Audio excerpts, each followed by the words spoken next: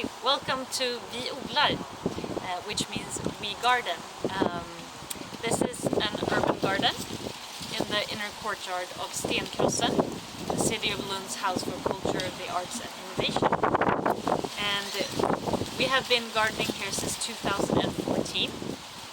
And our gardening project is part of a local non-profit organization called ABC, Active Contributions for People and the Environment.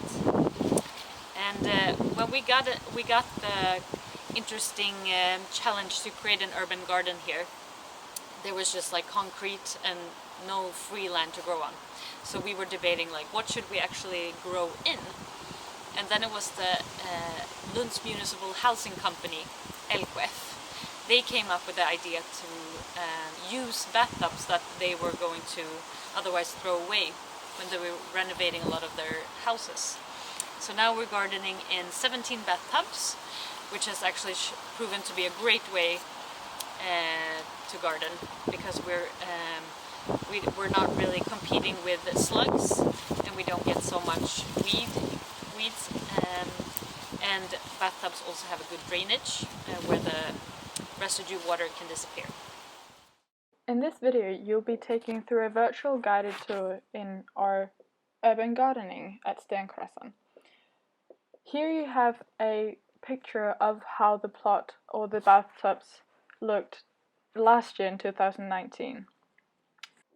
Because we use the technique of crop rotation, the plants you see in the tubs in 2019 won't be at the same place this year, for example.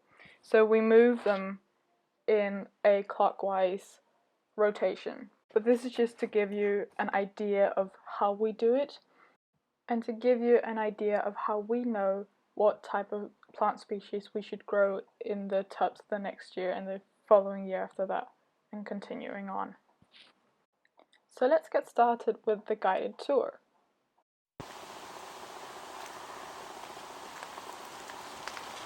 Hi, my name is Frida and I'm part of Vi Odlar here at Stenkrossen.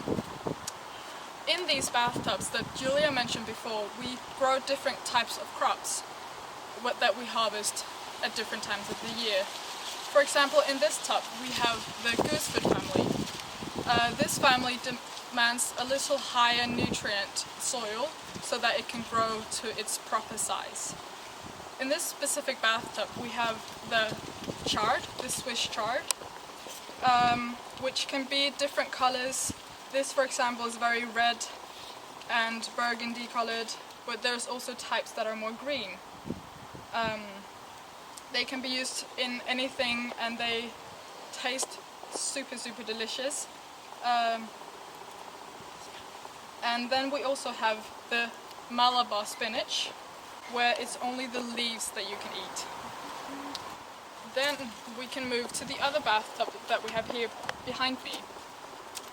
We right now only grow the corn here, but normally you could grow what we call the three sisters that grow very well together. So we have the corn, we have the peas, and we have the squash family. And they grow good together because the peas will grow up the corn plant, and the squash will kind of create a cover for all of it, so that everything is protected. Moving along to the other bathtubs that we have here at Stenkrossen, we have the leeks in some of the bathtubs as well. These leeks are part of the onion family. The onion family is a very big group of family. Here we have the garlic, and we have the normal onion, red and yellow and whatever you want. And this type of family is relatively nutrient demanding as well. So they need nutrients but not a whole lot. What is very special about the leek is that it can withstand cold. So you can plant them quite late at the season, and then they can grow towards the winter, and you can harvest them in the winter time.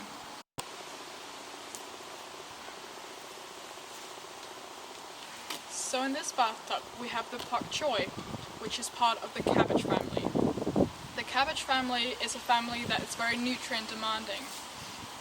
So that means the nutrients in the soil needs to be very, very high. To be able to do that as an organical grower, we use the principle of crop rotation, which means that every year a new species will be in this bathtub. In order to be able to get the nutrients back in the soil when, for example, a cabbage family has just been in the tub, we use the green manure such as the pea family here. The pea family uses the technique of nitrogen fixating, which means that it takes the nitrogen from the air and fixates it in the soil so that the nitrogen content is very, very high in the soil. The plant itself does not use the nitrogen for anything, it just fixates it to the soil so that next year there will be plenty of nutrients in this soil for the new crop to be able to grow.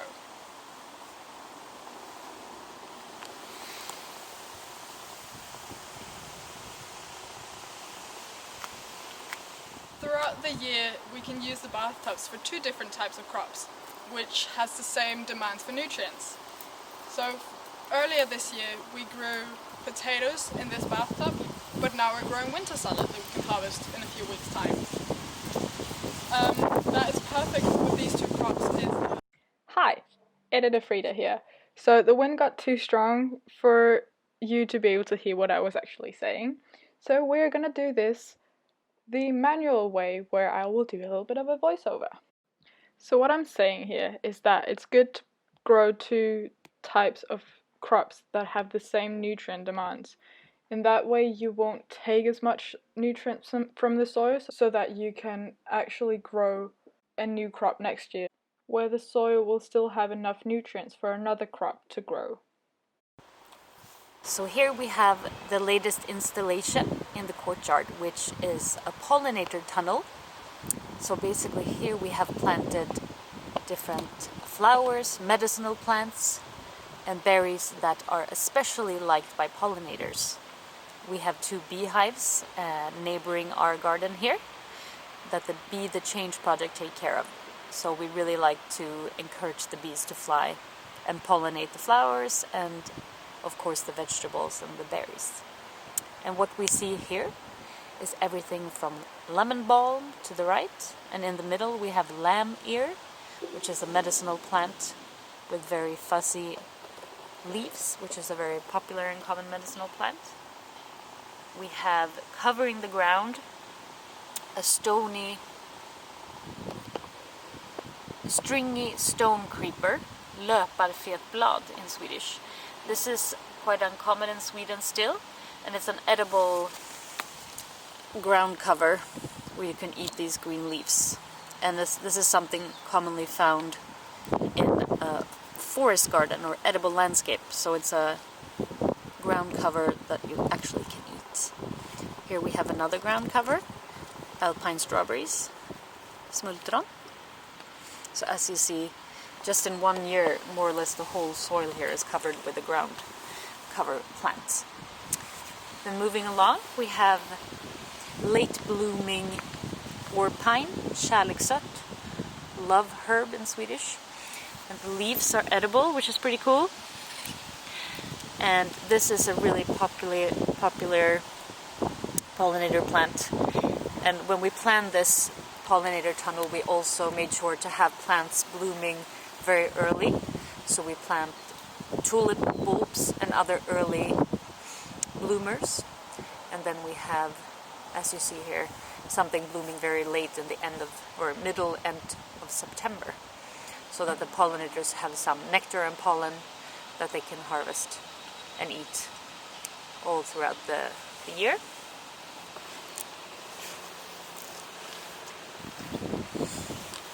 Here we have also a very popular and common medicinal plant, solhatt coneflower. This is also a very popular pollinator plant. Beautiful purple flowers. Here we have, moving along, agastache, also one of the most popular pollinator plants. You can make tea with leaves as well.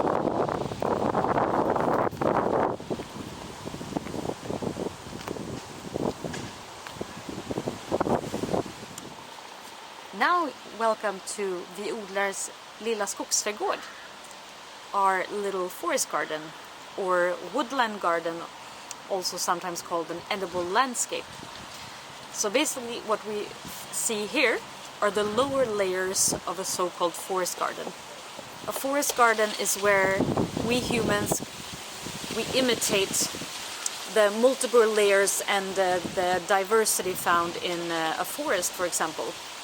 But we have now combined using plants, shrubs and trees that actually produce something edible for us. So what's unique with the forest garden is that compared to a monocrop system, a forest garden there's a large biodiversity, and the system itself also enhances its own fertility. So here, the lower layers of a forest garden. To the left here we can see we have blackcurrant bush that obviously gives us berries in the summer. Lower down we have again the edible ground cover, stringy stone creeper, löparfetblad. We have lip balm, the herb, so this is like a herb and the ground covering layer. We also have medicinal plants and orpine here, and we can also see a nice little ladybug. And this is actually a place in the spring where we just discover so many ladybugs and other insects. So this system is also a great way of kind of self-regulating pest control. So ladybugs, for example, will eat aphids if the plants should be attacked by the aphids. Moving on, here we have a little specimen of European alder, klibbal. And this is usually one of the pioneering trees and plants that you would have in a forest garden system, because this is a tree that actually can fixate nitrogen to the ground, and it has a very good ability compared to many other trees. And they are usually found in quite moist or wet lands, so this was actually taken from Holma Forest Garden. Around their little pond I found this little specimen, but it's actually thriving here as well.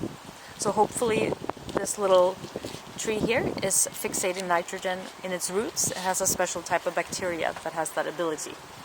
And when the leaves fall down, that will also be a way to kind of fertilize the ground here with more nitrogen from the leaves when they start to decompose.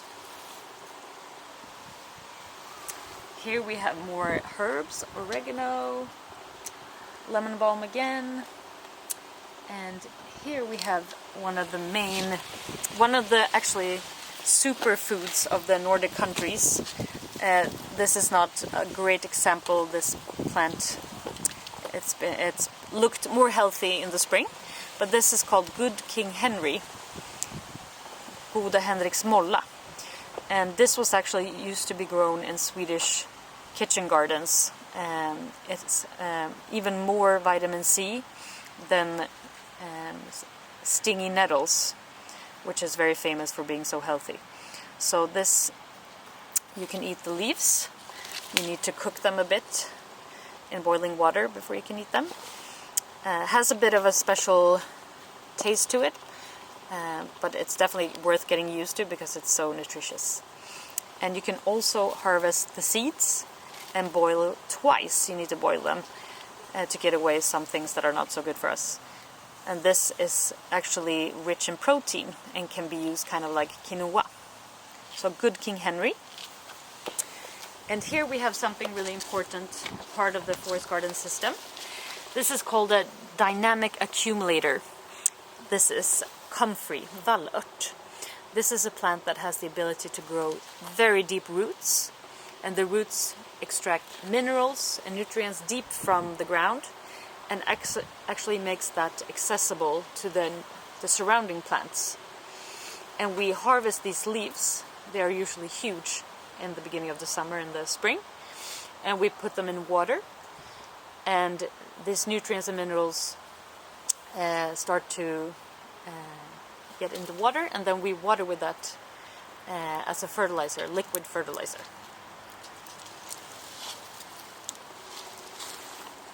Yeah.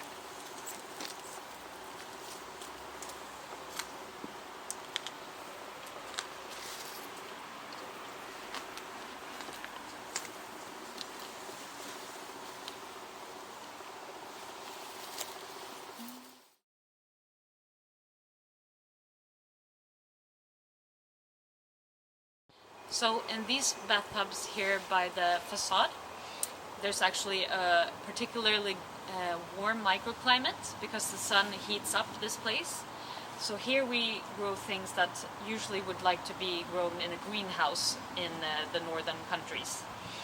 And sometimes things don't really have time to ripen, but hopefully these chilies here will ripen before the autumn comes. So here we have the nightshade family, Solanaceae, where we have chilies, tomatoes, we have aubergine. Hopefully this will be able to become ripe before the autumn. And here we have cayenne long slim, a chili.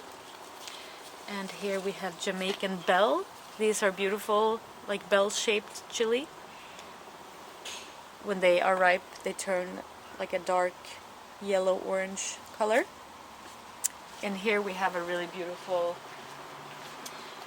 Rocoto Oro chili, which when it's ripe will become this like deep purple black color, also a chili.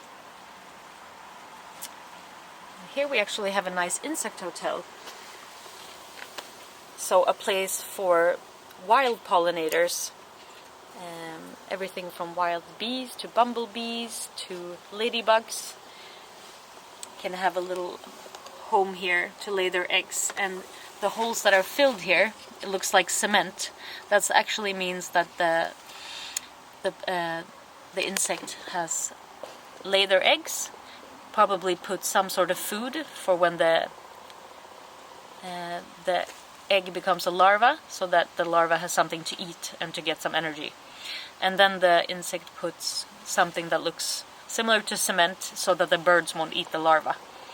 But when the larva has eaten the food in there and has enough energy, it will crawl out of the hole. So when the round holes are covered, that's a good thing. That means the insect has now inhabited that hole.